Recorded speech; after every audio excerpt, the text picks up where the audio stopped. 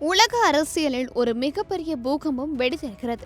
ரஷ்ய அதிபர் Vladimir Putin ஐரோப்பிய நாடுகளுக்கு ஒரு நேரடி போர் மிரட்டலை விடுத்துள்ளார்.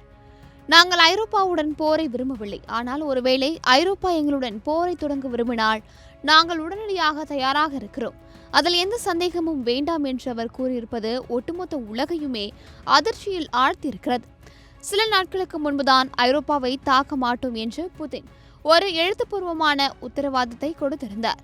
ஆனால் இப்போது திடீரென போருக்கு நாங்கள் ரெடி என்று அவர் மிரட்டியிருப்பது பரபரப்பை ஏற்படுத்தியிருக்கிறது.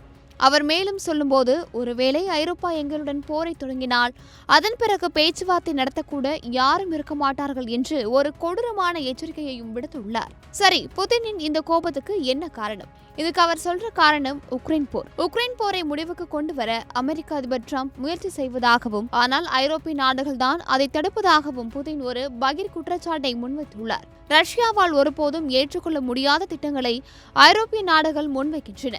அதன் மூலம் ரஷ்யா தான் அமைதியை விரும்பவில்லை என்று பழிபோட பார்க்கிறார்கள். இதுதான் அவர்களின் நோக்கம். ஐரோப்பிய நாடுகள் தான் போரை விரும்புகின்றன என்று அவர் கடுமையாக தாக்கியுள்ளார். இது மட்டுமல்லாமல் உக்ரைனுக்கு இன்னொரு பயங்கர மிரட்டலையும் புதின் விடுத்துள்ளார். கருங்கடலில் ரஷ்யாவின் ஷேடோ ஃபிளீட் எனப்படும் எண்ணெய் டேங்கர்கள் மீது உக்ரைன் ட்ரோன் தாக்குதல் நடத்தியதற்கு பதிலடியாக உக்ரைனின் கடல் வழியை முற்றிலுமாக துண்டிப்போம். அப்படி செய்தால் இந்த மாதிரி கடற்கொள்ளை சம்பவங்கள் நடக்காது என்று அவர் கூறியுள்ளார். உக்ரைனுக்கு ஆதரவளிக்கும் நாடுகளின் டேங்கர்கள் மீதும் நடவடிக்கை எடுக்கப்படும் என்றும் அவர் எச்சரித்துள்ளார். சமீபத்தில் உக்ரைன் கடற்படை ட்ரோன்கள் கருங்கடலில் இருந்து ரஷ்ய எண்ணெய் டேங்கர்களை தாக்கியதாக உக்ரைன் அதிகாரி ஒருவர் கூறியிருந்தார். ஆனால் துருக்கி கடற்கரை அருகே ரஷ்யாவின் ஒரு டேங்கர் தாக்கப்பட்ட சம்பவத்தில் தங்களுக்கு எந்த தொடர்பும் இல்லை என்று உக்ரைன் மறுத்துள்ளது. மொத்தத்தில் ஒரு பக்கம் அமைதி பேச்சுவார்த்தை, இன்னொரு பக்கம் போர் மிரட்டல் என புதின் ஒரு ஆபத்தான ஆட்டத்தை ஆடிக்கொண்டிருக்கிறார். இந்த மிரட்டலுக்கு ஐரோப்பா பணிந்து விடுமா, இல்லை ஒரு புதிய பெரிய போர் வெடிக்குமா?